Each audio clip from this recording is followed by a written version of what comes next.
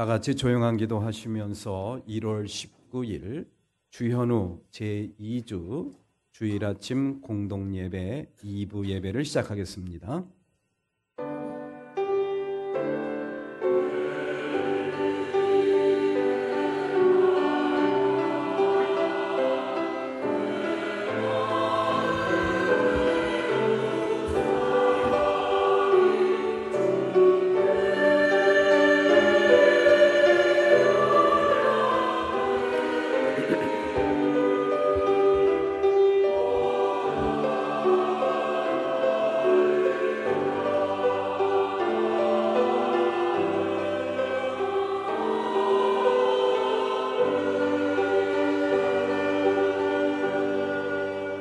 주님의 한결같은 사랑이 생명보다 더 소중하기에 내 입술로 주님께 영광을 돌립니다.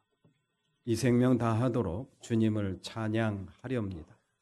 내가 손을 들어서 주님의 이름을 찬양하렵니다. 아멘.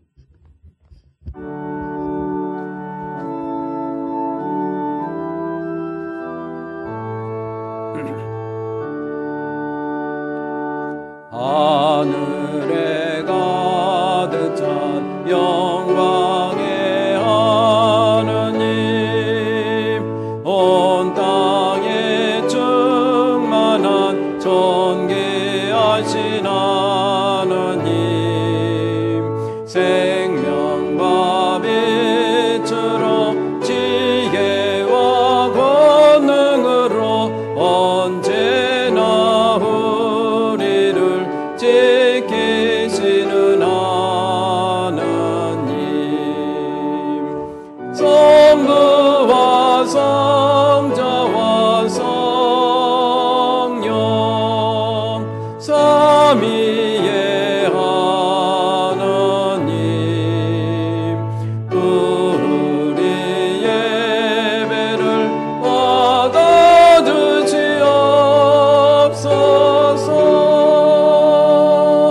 사랑이 넘치는 자비하신 하느님,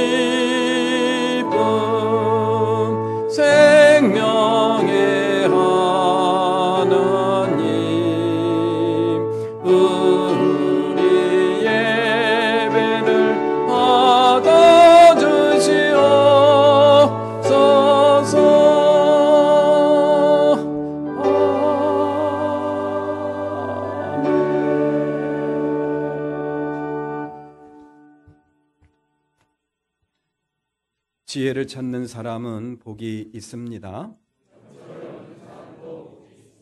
지혜를 얻는 것이 은을 얻는 것보다 낫고 지혜는 진주보다 더 값지고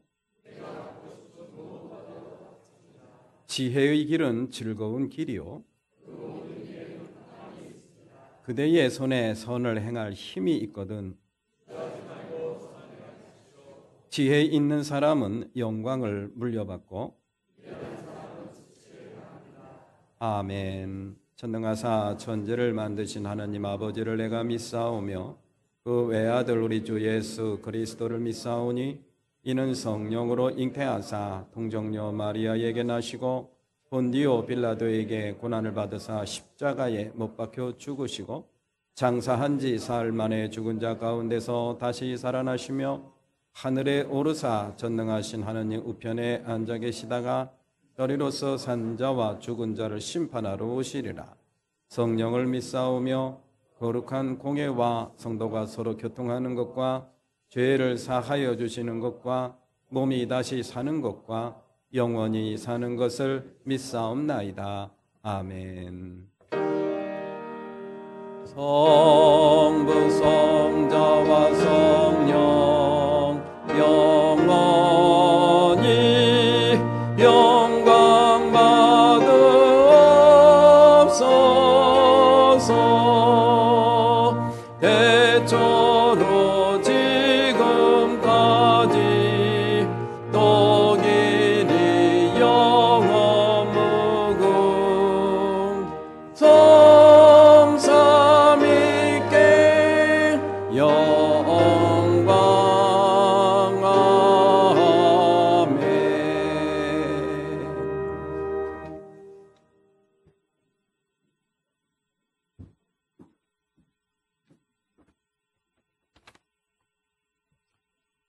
하나님 아버지, 부족하고 연약한 저희들을 사랑하셔서 2025년 새로운 한 해를 열어주시고 거룩하고 복된 주일 이렇게 주님 전에 나와 예배하게 하시니 감사를 드립니다. 오늘 예배 가운데 은혜로 함께 하셔서 감사와 기쁨이 넘치는 귀한 예배가 되게 하여 주시옵소서. 지난날 저희가 구하고 기도한 대로 살아내지 못한 우리의 허물과 죄를 이 시간 회개하오니 우리 마음을 새롭게 하셔서 구별된 삶을 살아갈 수 있도록 인도하여 주시옵소서. 2025년 올 한 해에는 예수님과 동행하며 말씀과 기도에 집중하는 한 해가 되게 하시고 저희들 각자에게 맡겨진 사명을 잘 감당하며 삶의 자리에서 주님의 뜻을 온전히 이루어가는 감사와 은혜의 한 해가 될 수 있도록 함께하여 주시옵소서. 주님, 이 나라를 긍휼히 여겨 주시옵소서. 경제와 정치적 현실이 아무리 어렵고 혼란스러워도 하나님께서 이 나라를 붙들고 계심을 믿습니다. 하나님의 공의와 정의가 이 땅에 임하게 하셔서 다툼과 분열이 사라지고 화해와 사랑으로 모두가 하나 되도록 인도하여 주시옵소서. 교만과 죄악으로 가득 찬 이 나라를 용서하여 주시고 회복시켜 주시옵소서. 주님, 올해에는 저희 매원교회가 더욱 성숙한 모습으로 세상의 빛과 소금의 역할을 감당하는 교회가 될 수 있기를 기도합니다. 담임 목사님과 함께 동역하시는 모든 교역자님, 영육간의 강건함을 주시고 하늘의 지혜와 능력을 더하여 주셔서 성령의 인도하심을 따라 하나님 뜻에 순종하며 나아가는 매원교회와 모든 성도님들 될 수 있도록 은혜 내려 주시옵소서. 이 시간 육신의 질병으로 병상에 있는 성도님들, 경제적 어려움으로 힘들어하는 모든 가정들, 올해는 주님과 동행하며 그리스도 안에 있음으로 낙심과 절망이 새로운 소망으로 변화되는 힘과 능력을 얻게 하여 주시옵소서. 오늘 저희에게 주시는 주님의 귀한 말씀을 듣습니다. 주님 말씀을 통해 새 힘을 얻고 하나님 앞에 더 가까이 나아갈 수 있는 시간 되게 하시고 상처받고 지친 영혼들 치유되고 회복되는 은혜의 시간 되게 하여 주시옵소서. 주일마다 감사와 기쁨으로 정성껏 준비하는 성가대의 찬양을 기쁘게 받아주시고 예배를 위해 수고하고 헌신하는 모든 손길들을 축복하여 주시옵소서. 이 모든 말씀 길이요 진리요 생명 되시는 예수님 이름으로 기도드립니다. 아멘. 하늘에 계신 우리 아버지, 그 이름을 거룩하게 하여 주시며 그 나라를 오게 하여 주시며 그 뜻을 하늘에서 이루신 같이 땅에서도 이루어 주십시오. 오늘 우리에게 필요한 양식을 내려주시고 우리가 우리에게 죄 지은 사람을 용서해 준 것 같이 우리의 죄를 용서해 주시고 우리를 시험에 들지 않게 하시고 악에서 구하여 주십시오. 나라와 권세와 영광은 영원히 아버지의 것입니다. 아멘.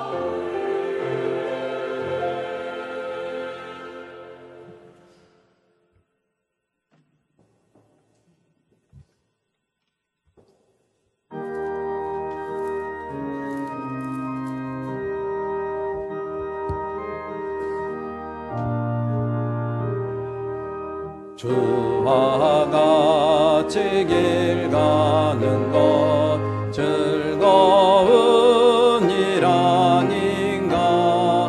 우리 주님 걸어가신 발자취를 밟겠네. 한 걸음 한 걸음 주 예수와 날마다 날마다 우리 걸어가니.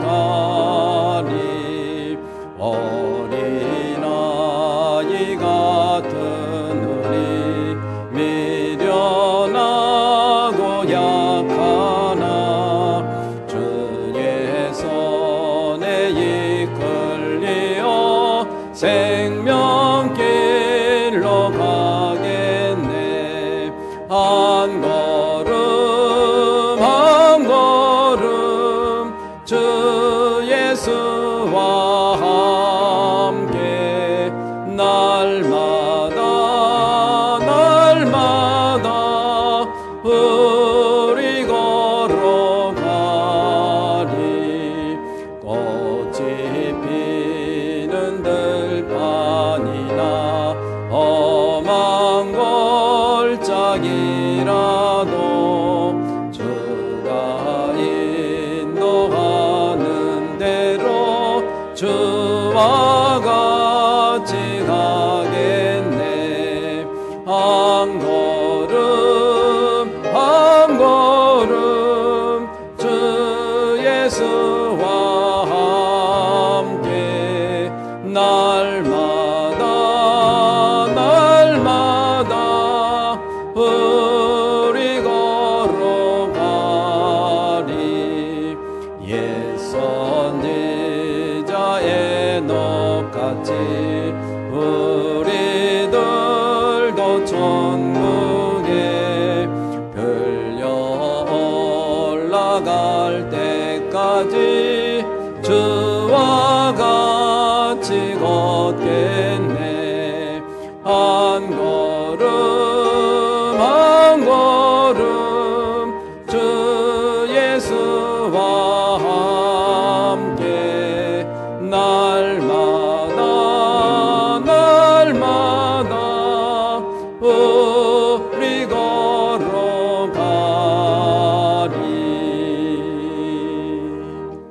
모두 일어나셔서 사도행전 말씀 함께 나누어 봉독합니다. 사도행전 18장 24절을 제가 먼저 봉독하겠습니다. 그런데 알렉산드리아 태생으로 아볼로라는 유대 사람이 에베소에 왔다. 그는 말을 잘하고 성경에 능통한 사람이었다.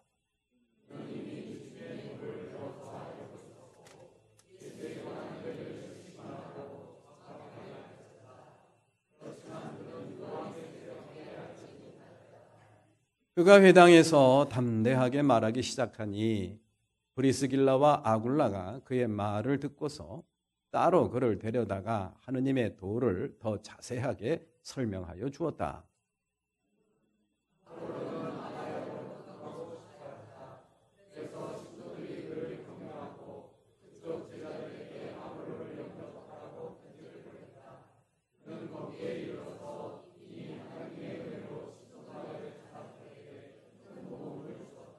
다 같이 그가 성경을 가지고 예수가 그리스도이심을 증명하면서 공중 앞에서 유대 사람들을 힘있게 논박했기 때문이다. 아멘. 모든 것이 주께로부터 와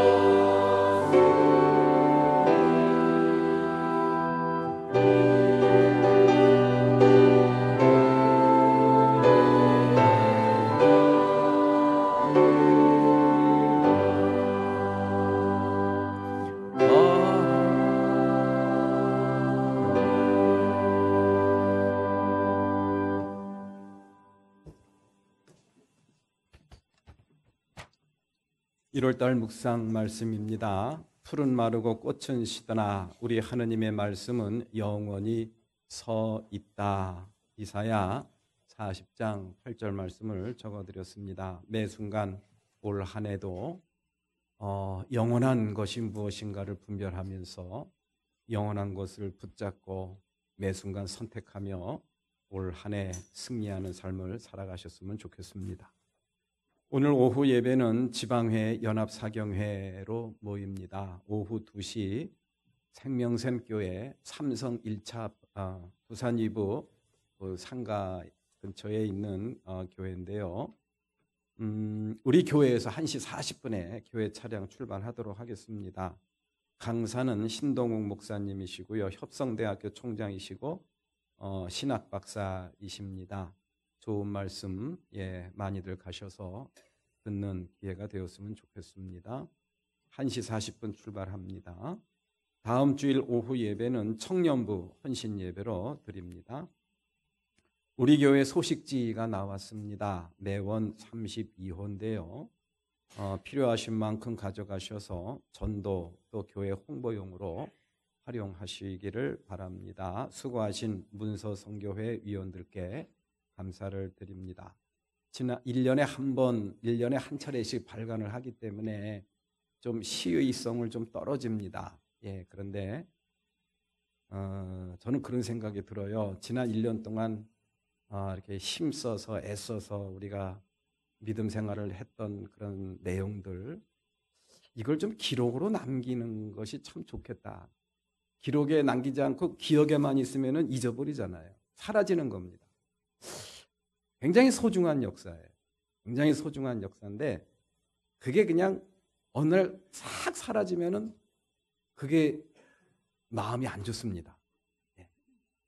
그래서 그렇게 기록을 남긴다라는 그런 차원도 있으니까 여러분들 가져가셔서 이렇게 틈틈이 보시면서 이렇게 활용하셨으면 좋겠습니다. 신앙 공동체를 위한 나눔으로 오여성교회 중식 봉사해 주시고요. 여성교회 연합회에서 강단에 꽃장식을 해 주셨습니다. 성가대원을 모집합니다. 성가대원으로 봉사하실 교우께서는 우리 성가대장님 그리고 문화부장님께 문의해 주시면 고맙겠습니다. 2025년 설날 가정예배서 발간을 했습니다. 필요하신 교우께서는 필요하신 만큼 가져가셔서 활용하시고요. 현관 탁자에 비치되어 있습니다. 그리고 혹시 못 가져가신 분들은 교회 홈페이지에 예배서 공문 영역에 게재해 놨으니까 다운받으셔서 활용하시기를 바랍니다. 연회와 지방의 주요 행사 참가해 주시고요. 우리나라 국정의 조속한 안정을 위해서 중보기도 요청을 합니다. 우리나라는 법치 국가죠. 법치 국가. 내 마음에 안 들어도 법에서 그렇게 정하면은 그렇게 따라야 할 그런 의무가 있습니다. 어쩔 수가 없습니다. 그거를 거부하면은 전쟁이 납니다. 어쩔 수가 없어요. 전쟁 나서 둘 다 멸망하는 것을 막기 위해서 법으로 다스리는 것. 그런 국가의 기본적인 원칙이 무너지면 어떡하나라는 그런 우려가 많이 생깁니다. 예, 그 나라의 안정을 위해서 여러분들 중보기도 많이 해주시기를 부탁을 합니다. 기도드리겠습니다. 은혜로우시고 자비로우신 하나님 아버지 감사합니다. 하나님께서 지난 한 주간도 은혜 가운데 지켜주시고 오늘 거룩하고 복된 날 저희들에게 허락해 주시어 예배자로 이 자리에 앉혀주시니 감사를 드립니다. 마음과 뜻과 정성을 한데 모아 하느님이 기뻐하시는 온전한 예배로 영광 돌리게 해 주시옵소서. 이 한 시간 마음과 뜻과 정성을 다하여 주님 앞에 예배하는 사랑하는 모든 권속들에게 예배하는 자에게 내려주시는 은혜를 충만하게 내려주시기를 소망합니다. 마음의 소망과 소원 하나님 앞에 상달되는 기도드리게 해주시고 주님이 주시는 구원의 기쁨과 축복에 대하여 감사의 찬양을 드리게 해주시고 주의 말씀을 듣고 거룩한 헌신과 결단을 하나님 앞에 드릴 수 있도록 저희들의 마음의 문도 활짝 열어주시기를 소망합니다. 연약한 육신 주님께서 힘을 덧입혀 주시고 병으로 인하여 고통받는 사랑하는 육신을 가진 사랑하는 권속들에게 하나님의 치유의 손길로 주님 치료해 주시고 또 고쳐 주시기를 원합니다. 이 한 시간 준비한 예물을 드린 사랑하는 손길들 있사오니 주여 한 심령 한 심령 주님께서 기억해 주시고 어여삐 여겨 주시옵소서. 저들이 드린 예물이 하나님의 나라와 영광을 위해서 소중하게 사용될 수 있도록 성별해 주시고 축복해 주시기를 원합니다. 예수님의 이름으로 기도를 드립니다. 아멘.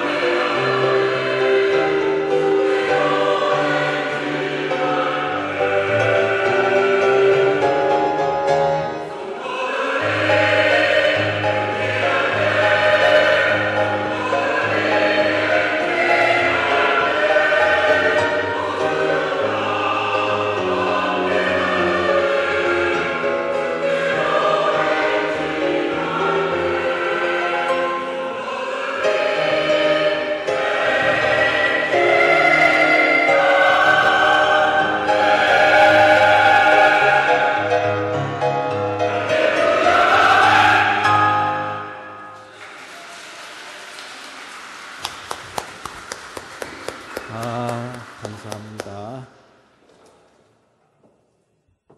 갑자기 앵콜 할 뻔했어요. 예, 감사합니다. 예, 오늘도 이렇게 주님을 마주하며 예배하는 우리 교우 여러분들 주님의 이름으로 환영하고 축복합니다. 우리 한 시간 다 같이 앞뒤 좌우를 보시면서 사랑합니다, 축복합니다 인사 나누시겠습니다. 예.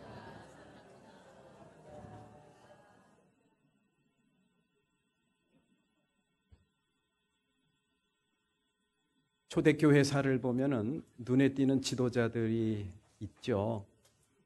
예, 베드로가 제일 먼저 눈에 띕니다. 그리고 사도 바울도 눈에 띄죠. 예, 그리고 또 예수님의 그런 12 제자 가운데 몇 분이 눈에 띄는데 그렇게 많이 언급되어 있지는 않아요. 제일 눈에 띄는 분이 베드로, 그리고 사도 바울이 제일 눈에 많이 띕니다. 그리고 또 눈에 띄는 영향력 있는 그런 인물이 있는데 그분이 오늘 본문 말씀에 소개하고 있는 아볼로라는 그런 사람입니다. 영어 성경에는 아폴로스라고 이렇게 표기를 해놨더라고요. 아볼로라고 우리말로 번역을 해놓았고요. 이 아볼로라는 사람은 우리들이 좀 생소해요. 이분이 그때 초대교회에 그렇게 큰 일을 했나? 좀 생소한 이름인데 아닙니다. 이 성경에 보면은 이 아볼로라는 이 사역자가 굉장히 큰 일을 했던 것을 우리는 알 수가 있습니다. 그래서 이 고린도 교회와 그 이 초대교회에 형성하고 있었던 네 분파가 있습니다. 다시 말해서 누구로부터 가르침을 받고 있는 그러한 어떤 그 제자들 또는 신앙 공동체의 모임을 이루고 있었던 분파가 있었다라는 그런 이야기. 그러니까 요즘식으로 말하면은 장로교파, 감리교파, 또 성결교파, 또 뭐 침례교파 뭐 이런 식입니다. 이 초대교회에서도 그런 분파들이 있었어요. 소규모지만은 그 분파 중에 하나가 베드로파, 그리고 그 분파 중에 하나가 또 뭘까요? 예, 바울파. 그리고 또 한 파가 예수파입니다. 예수파도 있었어요. 그리고 그 중에 또 하나 마지막이 아볼로파입니다. 그러니까 이 아볼로라는 인물이 우리는 굉장히 생소하지만은 베드로나 바울과 같은 그런 반열에 올라와 있었던 분이구나라는 것을 알 수가 있습니다. 그런데 이분이 어떤 사람이냐? 성경 말씀에 보면은 굉장히 말을 잘하는 사람이라고 나옵니다. 예, 굉장히 인상 깊어요. 굉장히 뭐 경건하고 굉장히 영적인 깊이가 있고 뭐 그런 거를 사용하지 않고요. 제일 먼저 이 아볼로라는 사람을 소개하는 표현이 말을 잘한다고 그랬어요. 그래서 도대체 이분의 말을 얼마나 잘했는가, 그분의 말을 좀 듣고 싶습니다. 근데 들을 방법이 없죠. 예, 들을 방법이 없습니다. 이 다음에 혹시 주님 나라에 가서 혹시 만나게 되면은 좀 들어볼 기회가 있을지 모르겠습니다만은 굉장히 궁금해요. 도대체 말을 얼마나 잘했기에 말 잘하는 아볼로라고 이야기를 했는지. 그리고 또 하나가 있죠. 성경에 능한 사람이었다. 성경 말씀을 굉장히 많이 알고 있었고 잘 가르치는 사람이었다라는 그런 이야기. 그러니까 요즘식으로 말하면은 방송실 요거 좀 꺼주세요. 난방 좀. 지금 굉장히 더운 것 같아요. 잊어버렸네. 큰일 났네. 성경 요즘 말로 말하면은 굉장히 똑똑한 사람이다라는 그런 이야기죠. 굉장히 똑똑한 사람. 그러니까 말 잘하고 똑똑한 이 아볼로. 이 아볼로가 에베소 교회에서 목회를 하게 됐습니다. 에베소 교회 목회를 하게 되었는데 에베소 교회에서 목회를 하면서 이 고린도 교회에서 목회를 하게 되었는데 이 고린도 교회에 누가 있냐면은 아굴라와 또 브리스길라라는 그런 부부가 있었어요. 아굴라 부부라고 보통 이야기를 하죠. 이 분들이 그분의 설교를 듣고 또 그분의 가르침을 듣고 그분을 찾아가서 이야기를 하는 장면이 바로 오늘 본문 말씀의 내용입니다. 예. 뭐라고 얘기를 하느냐? 아볼로 선생님의 그런 말씀에는 굉장히 영감이 있고 굉장히 우리에게 힘을 주는 좋은 말씀 참 감사합니다. 그런데 문제가 있습니다. 그러면서 당돌하게 사역자의 설교에 대해서, 가르침에 대해서 문제 제기를 하는 거예요. 요즘식으로 얘기하면 그런 겁니다. 여러분들이 설교 끝난 다음에 목사님 저 좀 잠깐 보죠. 이래가지고 저기 기도실에 저를 데리고 와가지고 목사님 이런 거 문제 아닙니까? 이런 거 좀 보완하셔야 될 것 같습니다. 그렇게 이야기하는 겁니다. 그러면 제가 어떻게 반응할까요? 얼굴이 펄개지면서 아니 이 사람이 뭔데 나한테 이런 얘기를 하나? 굉장히 불쾌할 수도 있을 거예요. 아마 그럴 겁니다. 예. 근데 그렇게 하면 안 되죠, 그죠? 근데 이 아볼로는 굉장히 인격이 성숙한 분이었나 봐요. 겸손한 분이었나 봐요. 그 브리스길라와 아굴라 부부의 그 충고를, 조언을 다 받아들입니다. 왜? 그 브리스길라와 아굴라 부부의 그 충고와 조언이 맞는 말이기 때문에 그런 거예요. 맞는 말이기 때문에. 자, 그 똑똑하고 말 잘하는 이 아볼로에게 충고했던 브리스길라와 아굴라 부부의 그 조언이 과연 뭔가? 이걸 이해한 시간 우리가 한번 살펴봤으면 좋겠어요. 그러면서 내가 하나님을 믿는다 그리고 예수 그리스도를 믿는 그리스도인으로 살고 있다고 하는데 나는 과연 그 브리스길라와 아굴라 부부가 지적했던 그런 내용이 나는 과연 부합하는 그런 내용은 없는가? 예, 그런 것들을 한번 살펴봤으면 참 좋겠어요. 우리가 수십 년 동안 신앙생활을 하고 또 세례도 받고 집사, 권사, 장로가 되고 전도사도 되고 목사의 직분을 받았지만은 과연 이 브리스길라와 아굴라 부부가 지적했던 그 신앙의 원리, 나는 자신 있게 예스라고 이야기를 할 수 있는 것인가? 아니면은 아볼로처럼 자신의 부족함을 솔직하게 인정하고 자신의 신앙의 영역을 좀 업그레이드 할 수 있는 그런 내용은 혹시 없는가?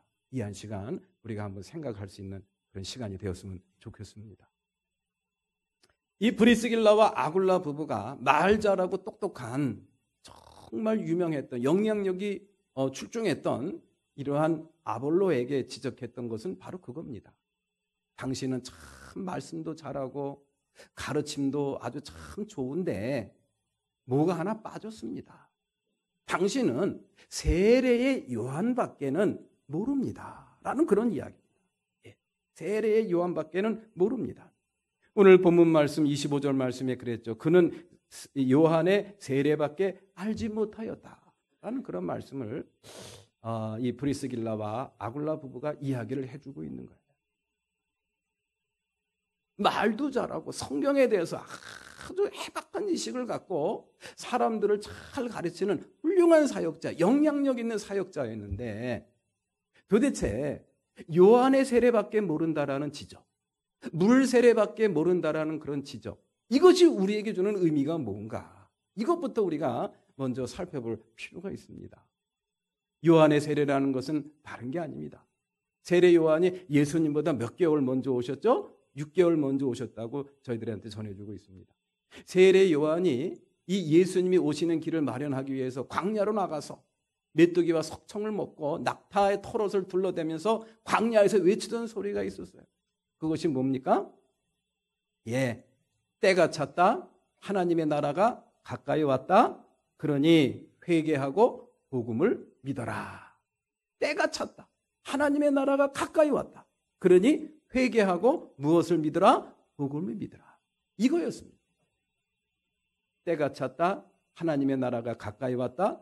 그러니까 회개해라. 그리고 복음을 믿어라. 이 가르침은 굉장히 권위 있는 가르침이었어요. 그리고 많은 사람들에게 감동을 줬습니다. 깨우침을 줬어요. 그래가지고 세례 요한의 앞에 나와서 요단강물에 들어가서 세례를 받았습니다. 그게 바로 물세례입니다. 이것이 바로 뭐냐? 나는 죄인입니다. 내 죄를 씻을 방법은 이 세상에는 없습니다. 예수 그리스도께서 나를 위하여 십자가에서 고난받으시고 또 피 흘려 죽으신 그 피 속에 담겨있는 하나님의 약속, 그 약속 때문에 그 약속을 믿는 믿음으로 인해서 내 모든 죄가 용서받았음을 믿습니다. 그리고 하나님의 자녀가 되었음을 믿습니다. 그러면서 세례 의식을 하는 거예요. 그겁니다. 다시 말해서 속죄의 은혜 의식이라고 할 수가 있는 거예요. 요한의 세례라는 것이 바로 그겁니다. 예수 그리스도 하나님의 아들이십니다. 그리고 이 땅에 오셔서 우리의 모든 죄를 용서하기 위하여 십자가에 달리시고 고난받으시고 십자가에 피 흘려 돌아가셨어요. 그가 피 흘리심으로 말미암아 저와 여러분들의 모든 죄는 용서받게 되었고, 그것을 믿는 믿음으로 말미암아 우리는 모든 죄를 용서받고 하나님의 자녀가 되었다라는 그런 이야기. 이거 얼마나 감사한 일입니까? 그러한 복음을 듣고 그러한 소식을 듣고 많은 사람들이 예, 제가 믿겠습니다. 그러면서 물세례를 받았다라는 그런 이야기. 아볼로는 그 원리, 신앙의 원리와 그 배경을 너무 잘 알고 있었어요. 그리고 그것을 아주 조리 있게, 논리적으로, 아주 해박한 지식으로 잘 가르쳤다라는 그런 이야기. 그런데 브리스길라와 이 아굴라 부부가 그의 가르침과 그의 설교를 가만히 듣고 나서 좋긴 좋은데 하나가 빠졌습니다. 그러면서 오늘 본문 말씀에 그런 이야기를 하는 겁니다. 선생님의 말씀에는, 선생님의 가르침에는 세례 요한의 세례밖에 없다라는 그런 이야기. 그러면은 그 세례 요한의 세례 말고 뭔가 또 있어야 된다라는 건데, 그래야 우리의 믿음이 온전해진다라는 건데, 그게 뭐냐라는 그런 이야기. 그게 뭐냐? 우리 사랑하는 교우 여러분들 이 말씀을 한번 무슨 의미인가를 한번 살펴봤으면 좋겠어요. 저와 여러분들의 믿음이 예수 그리스도를 믿는 믿음으로 말미암아 내가 하나님의 자녀가 되었다. 나는 구원받은 자녀가 되었다. 나는 하나님의 백성이 되었다. 아멘. 거기서 끝나면 안 된다라는 그런 이야기. 구원받은 자녀로서 하나님의 한량없는 은총을 받은 자로서 하나님 앞에 서는 그날까지 내가 어떻게 살아가야 되는가. 그런 삶의 원리에 대해서는 우리가 생략하고 그냥 믿음으로 산다고 하면서 착각 속에 사는 그런 경우가 얼마나 많은지 알 수가 없어요. 그러다 보니까 우리의 신앙이 온전한 신앙으로 성장이 안 됩니다. 그리고 많은 사람들로부터, 세상으로부터 따가운 눈총을 교회인들이 받게 되고 또 신뢰를 잃어버리는 그런 일들이 일어나는 게 아닌가. 이런 것들을 우리가 살펴볼 수가 있죠. 그러면서 이 오늘 본문 말씀에서는 저희들에게 성령 세례를 암시하고 있습니다. 무슨 세례라고요? 성령 세례. 요한의 물 세례만 갖고는 온전한 신앙을 이룰 수가 없다라는 그런 이야기. 성령 세례. 성령 세례가 필요하다. 속죄의 은혜만 입고서는, 또 속죄의 은혜에 대한 믿음만 갖고서는 우리가 온전한 믿음, 온전한 구원을 경험할 수가 없다라는 그런 이야기. 성령 세례를 통해서 성령의 은혜를 힘입어야 된다라는 그런 이야기. 이것은 물 세례를 줬던 세례 요한도 먼저 예고했던 말씀.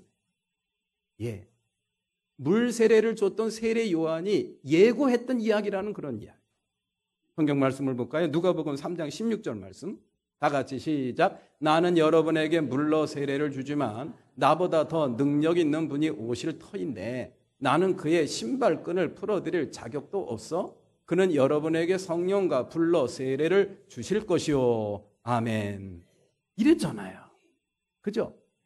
그러니까 요한의 물 세례만 갖고는 안 되는 거예요. 무엇이 더 필요한 거예요? 성령 세례.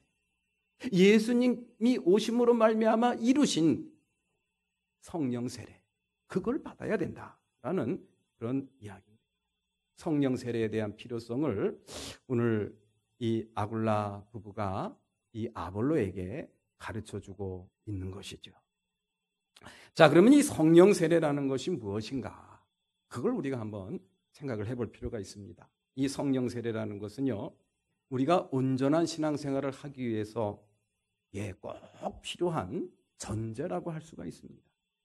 다시 말해서 예수 그리스도를 믿는 믿음으로 말미암아 내가 모든 죄를 사함받고 하나님의 자녀가 되고 구원받은 백성이 되었다라는 그런 속죄의 은혜로는 충분하지가 않다라는 그런 이야기.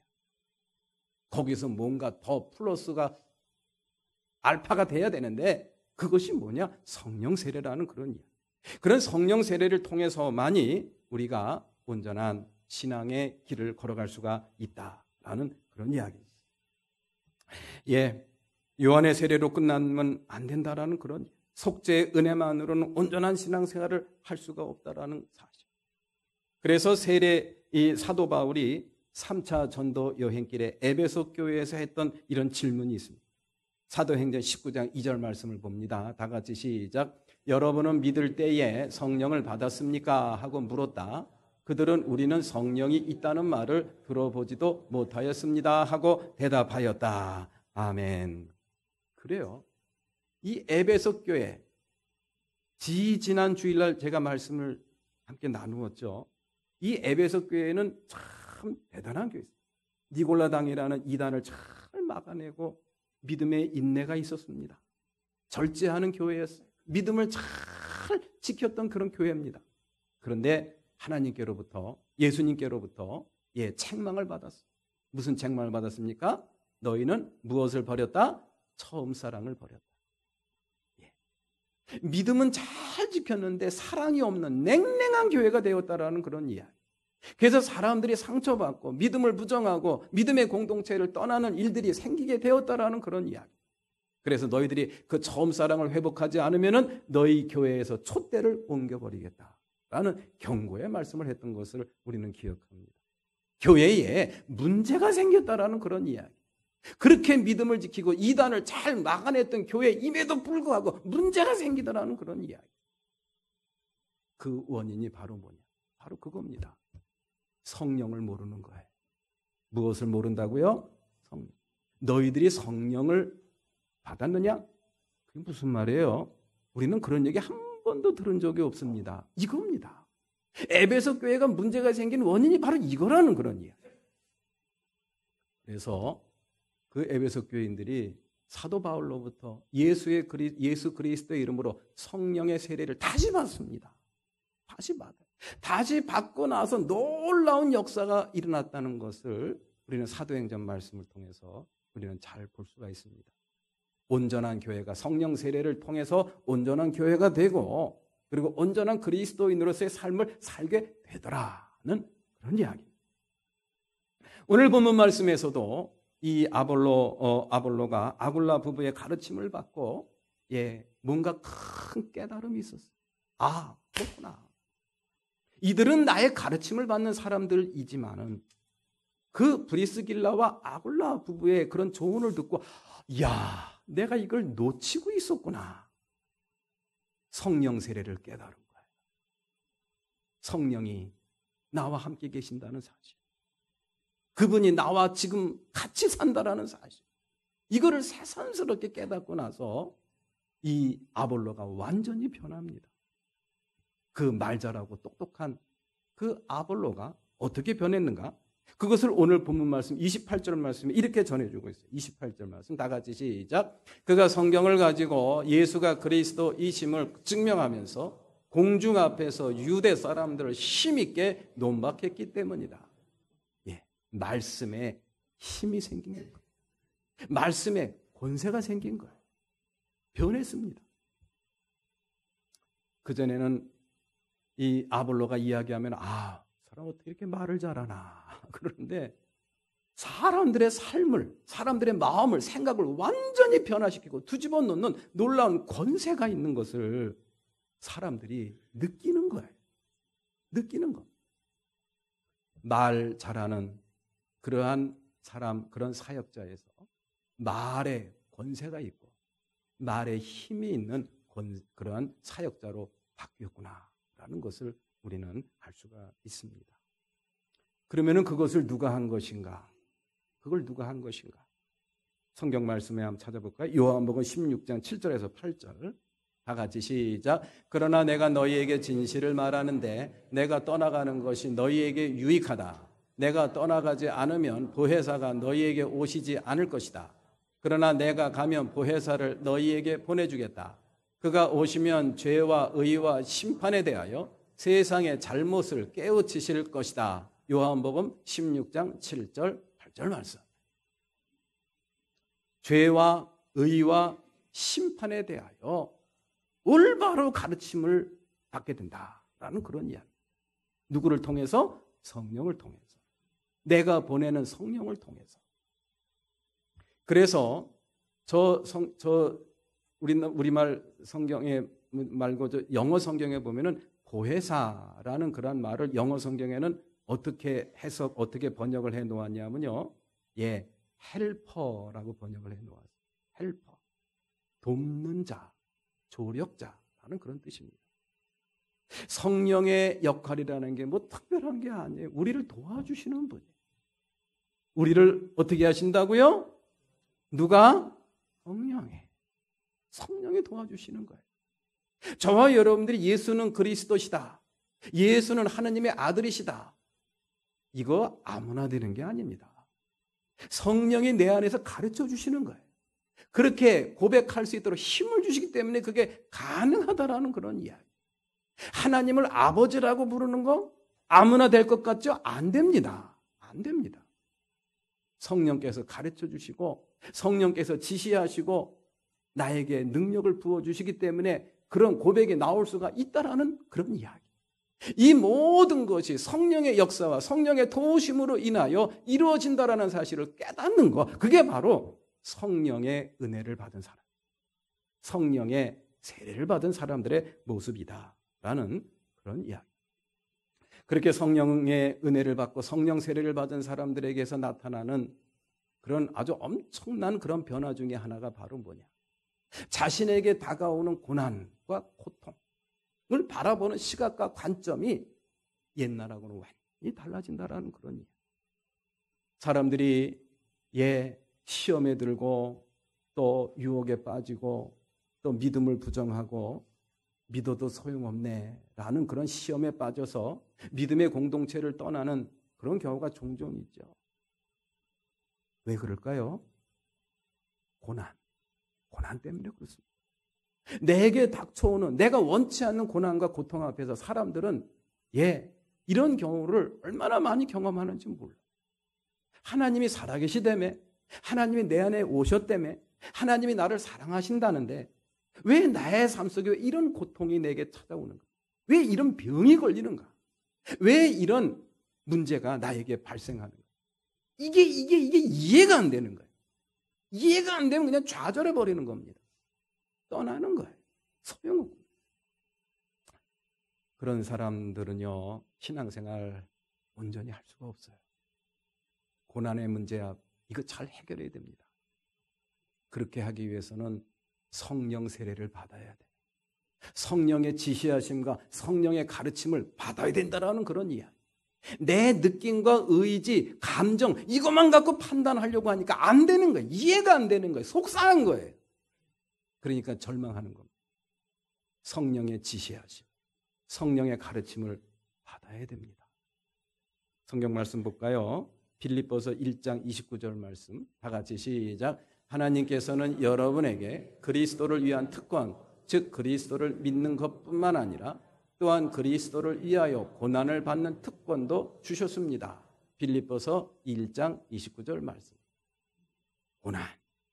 옛날에는 어린아이와 같은 신앙을 가졌을 때는 고난 앞에서 좌절하고 절망하고 상처 입고 시험에 들고 주저앉았는데 이제는 그렇지가 않아요. 그 고난보다 더 큰 하나님의 사랑을 깨닫습니다. 옛날에는 어린이와 같은 신앙을 가졌을 때는 이 고난이 큰 산 같아서 그냥 그 앞에 좌절하고 주저앉았는데 이제 성령 세례를 받고 성령의 지시하심과 가르침을 받고 나니까 그 고난이 요만한 점처럼 보이는 거예요.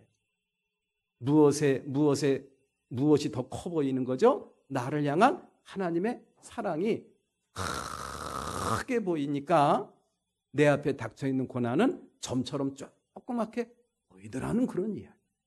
예수님의 겟세마네 기도 동산에서 그거를 잘 보여주셨죠. 십자가를 지는 그 무지막지한 고통 앞에서 주여 할 수만 있으면 이 고난의 잔을 내게서 물러가게 해주십시오. 그러나 마지막에 뭐라고 기도했습니까? 그러나 내 뜻대로 마옵시고 아버지 뜻대로 하옵소서. 어떻게 된 거예요? 십자가의 고난이라는 것이 큰 산처럼 보였는데 하나님 앞에 기도하기를 땀방울이 핏방울 떨어지듯이 기도하고 나니까 그 고난이 잔처럼 조그맣게 보이는 거예요. 능히 감당할 수 있는 고난으로 다가오더라는 그런 이야기. 그래서 십자가를 지신 겁니다. 성령의 가르침이죠. 하느님의 가르침이에요. 우리 사랑하는 성도 여러분들, 하느님의 가르침, 하나님의 지시하심을 받는 저와 여러분들이 되시기를 주님의 이름으로 축원합니다. 이것이 바로 성령 세례를 받은 사람들의 삶의 모습이에요. 고난을 대하는 태도와 관점이 완전히 달라진다라는 그런 이야기. 어른의 신앙이 된다라는 그런 이야기. 옛날에는 고난 앞에서 좌절했지만은 이제 고난 앞에서 좌절하지 않습니다. 고난보다 더 크신 하나님의 뜻, 고난보다 더 큰 한량없는 하나님의 큰 사랑을 내가 믿어지기 때문에 감당할 수가 있는 거예요. 그러나 오늘날 우리는 아직까지 어린아이와 같은 신앙의 삶을 살아가는 그런 사람들이 얼마나 많은지 알 수가 없습니다. 식당에서 어제 우리 여성교 회원들이 반찬 봉사하면서 맛있는 음식을 준비했어요. 그래서 같이 맛있는 음식이라고 해서 별거 아닌데 수제비입니다. 얼마나 맛있는지 몰라요. 수제비를 딱 놓고 드시고 더 드세요. 그러면서 옆에 또 갖다 놓고 그래서 제가 기도했습니다. 하나님 고맙습니다. 맛있는 음식 주셔서 감사합니다. 기도하고 그걸 맛있게 먹어야 되는데 제가 주머니에서 가방에서 젖병을 탁 꺼내 들고 젖을 빨고 우유를 빨고 있다고 한다면은 여러분들 그거 봐줄 수 있겠습니까? 도저히 못 봐주죠. 못 봐주는 거예요. 왜 그걸 드세요? 나 이거 소화를 못 시켜요. 그래서 내가 이 젖병에서 우유를 빨아 먹어야 됩니다. 꼴불견이고. 우리의 신앙도 그래요. 그렇습니다. 나이 먹고 좀 어른이 됐으면 단단한 음식도 잘 드셔야 되는데 안 되는 거예요. 고난이라는 거 닥치면은 그 고난 속에 담겨있는 하나님의 뜻을 바라보고 그 고난보다 더 크신 하나님의 사랑을 바라보고 인내하십시오. 견디십시오.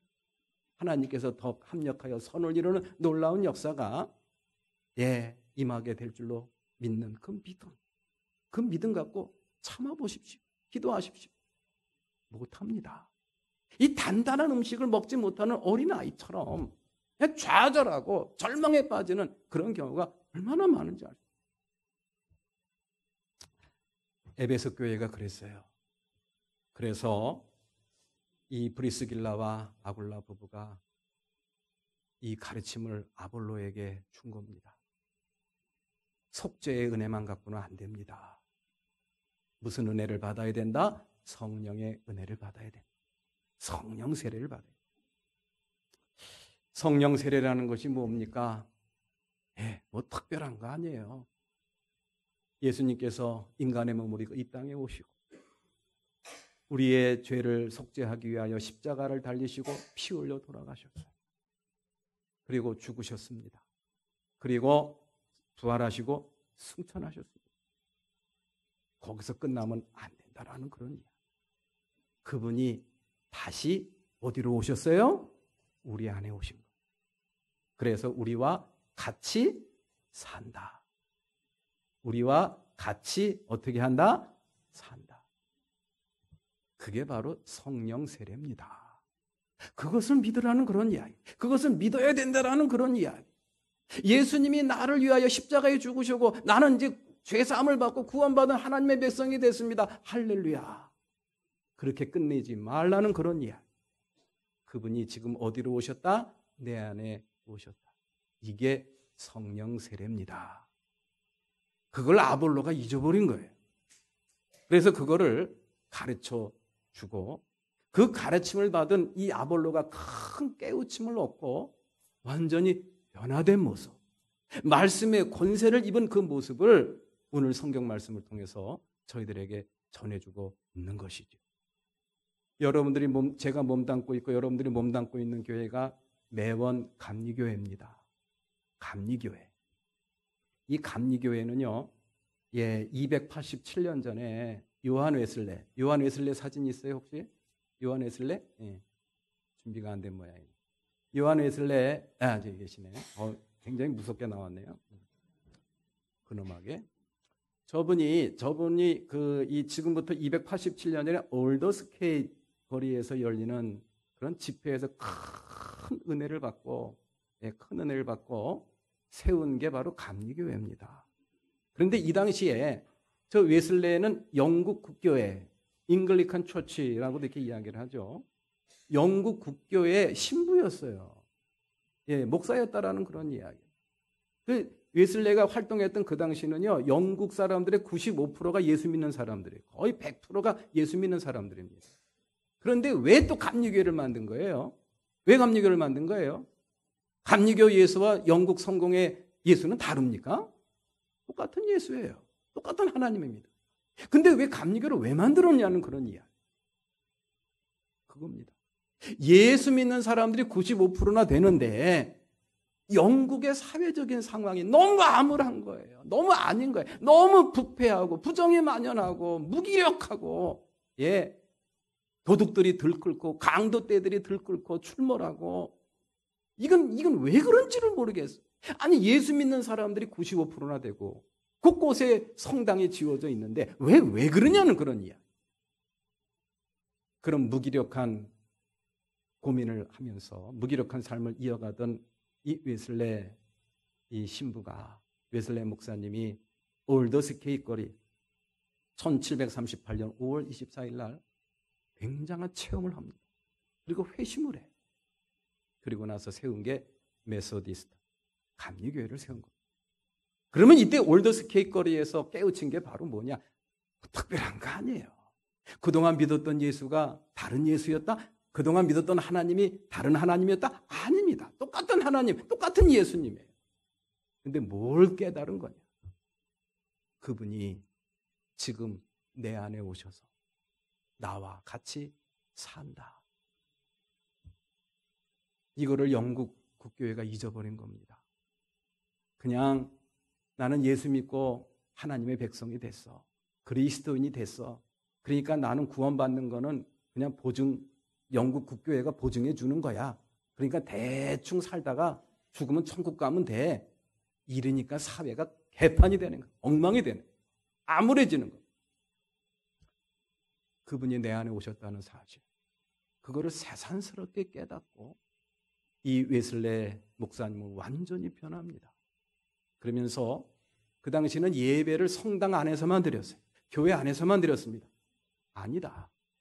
교회에 원천적으로 교회에 올 수 없는 사람들을 찾아가야 되겠다. 이래가지고 말을 타고 성경을 들고서 말을 타고 탄광으로 창녀촌으로 도적들이 들끓는 굴속으로 빈민촌으로 찾아다니면서 주의 말씀을 전하고 예배를 드렸어요.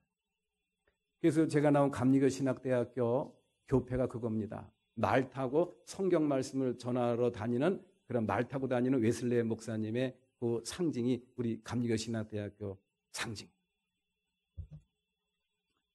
그분이 내 안에 지금 오셨으니 내 안에 오신 주님을 마주하는 믿음으로 지금 반응하며 사는 겁니다. 그러니까 가만히 있을 수가 없어요. 내 안에서 말씀하시는 수시로 말씀하시는 그분의 음성을 들으니 내가 이렇게 가만히 성당 안에서만 예배를 드릴 수가 없더라는 그런 이야기. 안 되겠다. 뛰쳐나가서 창녀촌으로 빈민촌으로 도둑질하는 사람들 앞에 나가서 감옥에 가서 하나님의 말씀을 전하는 그런 열정을 보이게 되라는 그런 이야기. 이게 바로 감리교의 전통입니다. 그래서 감리교와 장로교와 아주 굉장히 차별되는 그러한 이 교리 신학이 있는데 저는 두 가지라고 생각을 해요. 하나는 퍼펙트, 그리스도인의 완전. 그리고 또 하나는 그리스도인의 성화, 거룩하게 된다라는 그런 이야기. 우리는 이 땅에서 완전해질 수 없습니다. 그러나 우리가 가져야 될 목표는 하나님의 완전이에요. 완전을 향해서 우리가 지금 이러고는 이 순간에 끊임없이 성화하는 그런 삶을 놓치면 안 된다라는 그런 이야기. 그런 열정을 갖고 있는 교단이 바로 감리교회입니다. 그러한 감리교회의 전통을 우리 마음속에 잘 새겼으면 좋겠습니다. 그 주님이 우리를 위하여 십자가를 지시고 죽으시고 부활하신 것으로 끝난 것이 아니라 지금 그분이 나에게 오셔서 나와 같이 살고 있으니 이제 어떻게 살아야 될 것인가? 이건 저와 여러분들의 숙제입니다. 거기에 대해서 적극적으로 반응하는 삶의 모습이 바로 뭡니까? 예수님과 동행하는 거죠. 같이 사는 거예요. 예. 제가 목회를 하면서 이 목사의 직분과 또 이런 연회나 지방에서 맡은 직분이 몇 개 있습니다만은 좀 특이한 경력이 하나 있어요. 그 특이한 경력이 뭐냐면요. 제가 우리나라에서 대학생들이 가장 신뢰하는 신문을 한겨레 신문이라고 보통 이야기하더라고요. 그 신문에 제가 2년 동안 칼럼을 썼던 그런 경력이 있습니다. 2년 동안 고정 칼럼니스트로 활동을 하고, 그리고 여기 양운도 교사님 계신다면 경인일보에 제가 5년 동안 고정 한 달에 한 번씩 칼럼을 쓴 적도 있습니다. 이게 아주 특이한 경력이에요. 그래서 주변에 있는 친구, 목사, 동역자들, 선생님들이 그래요. 이 목사는 어떻게 그렇게 글재주가 있어서 그렇게 그런 신문사에다가 중앙일간지 또 이런 신문사 이런 데다가 어떻게 이렇게 글을 쓰냐고 아주 신기해하고 또 이렇게 칭찬을 하는 그런 이야기를 제가 많이 들었습니다. 그러면서 제가 한번 생각해 봤어요. 내가 무슨 신문 방송을 전공한 것도 아니고, 내가 무슨 굉장한 경력을 갖고 있는 것도 아니고, 무슨 유명한 명망가도 아니고, 그때는 제가 부목사 때예요. 근데 내가 어떻게 그런 데다가 글을 쓰고 그런 데다가 발표를 하고 그런 글을 읽고 사람들이 영향을 받는 거지. 이제 이게 참 신기한 거예요. 그러면서 제가 하나 떠올린 게 있습니다. 일기였구나. 제가 초등학교 3학년 때 난중일기라는 영화를 보고 큰 감동을 받았어요. 어떻게 저렇게 훌륭한 사람이 있을까? 어떻게 저렇게 훌륭하게 살 수 있을까? 가만히 그 원인을, 그 어린 마음에, 그분이 일기를 썼구나. 훌륭한 사람들은 일기를 쓰는 모양이구나. 그러니까 나도 이 다음에 한 번밖에 못 사는 인생인데 훌륭하게 살고 싶은데 또 살아야 되는데, 그러려면 지금부터 일기를 써야 되겠구나. 그래가지고 부지런히 일기를 썼습니다. 하루도 안 빠져. 누가 쓰라고 시킨 것도 아니에요. 제가 그냥 훌륭한 사람들은 다 일기를 남겼던데, 그럼 나도 이 다음에 훌륭한 사람 되려면은 지금부터 일기를 써야지. 두 가지 이 훈련이 되더라고요. 하나는 내 삶을 성찰하는 훈련이 되는 거예요. 내가 오늘 어떻게 살았지? 그리고 또 하나는 가장 중요한 거. 오늘 생활 가운데서 가장 중요한 핵심, 포인트를 잡아내는 능력이 생기더라고요. 밥 먹고 일어나고 학교 가고 그런 건 중요한 거. 그거 말고 뭔가 나애가 마음속에 심고 뭔가 평가를 해야 될, 기록에 남겨야 될 그 포인트를 잡아내는 훈련.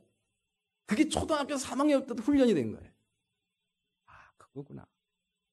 글을 잘 쓰고 말을 잘한다는 게 다른 게 아닙니다. 포인트, 핵심을 잘 잡아내는 거예요. 이게 일기 때문에 그랬구나 라는 생각을 하게 되더라고요. 여러분들이 저를 볼 때 조금 호감을 갖거나 조금 좋게 평가할 부분이 있다고 한다면은 아마 일기 영향이 컸을 거라고 생각하시면 될 것 같아요. 제가 왜 말씀을 드리냐면요, 이 예수 동행이라는 설교를 준비하면서 예수 동행 일기라는 것을 제가 소개를 받게 되었어요. 그 전부터 예수님이 내 안에 계시고 또 그분이 내 안에 계시다는 사실을 믿고 그런 사실에 대해 적극적으로 반응하는 게 동행인데, 내 안에 오셨다는 사실을 정말 믿으십니까? 그럼 반응을 해야죠. 왜 가만히 있습니까? 반응을 해야지. 못 본 채 하면 안 되잖아요. 내 안에 와서 같이 산다고 하는데 반응을 해야 되지 않습니까? 알고만 있으면 안 된다라는 그런 이야기. 그 중에 하나가 일기입니다. 예수 동행 일기. 한번 오늘부터라도 한번 써보시기 바랍니다.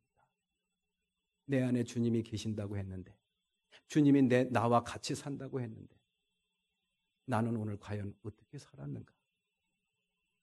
그거를 한번 써보세요. 나는 오늘 예수님과 동행하는 믿음으로 잘 살았다. 예, 그렇게 쓸 수도 있고, 예수님이 동행하는 거를 알지만 나는 내 마음대로 살았다. 그렇게 쓰세요. 그러면 그게 훈련이 되고 저와 여러분들 삶 속에 놀라운 변화를 분명하게 가져오게 될 줄로 믿습니다. 중요한 것은 반응하는 거예요.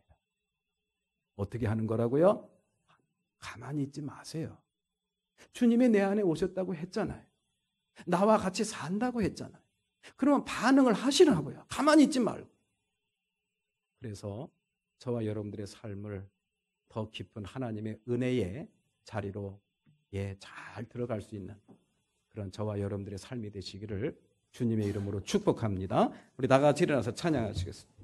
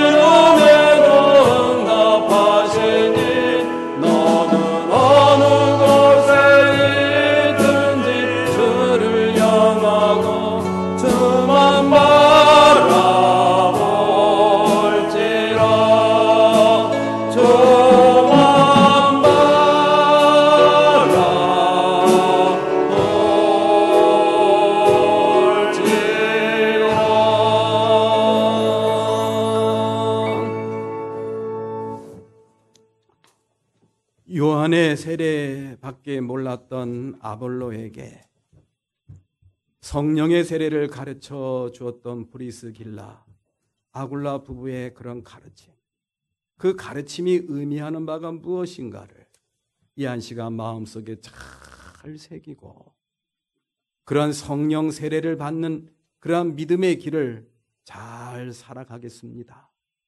지금도 살아계셔서 역사하시고 계신 그 주님이 십자가를 지시고 부활하시고 승천하신 것으로 끝난 것이 아니라 지금이라고 하는 이 시간에 우리 안에 오셔서 나와 함께 사신다는 이 성령의 은혜를 마음속에 잘 새기고 매 순간 그분과 동행하는 아름답고 복된 삶을 살겠노라 다짐하고 돌아가는 우리 사랑하는 모든 권속들 한심령 축복하여 주시옵소서.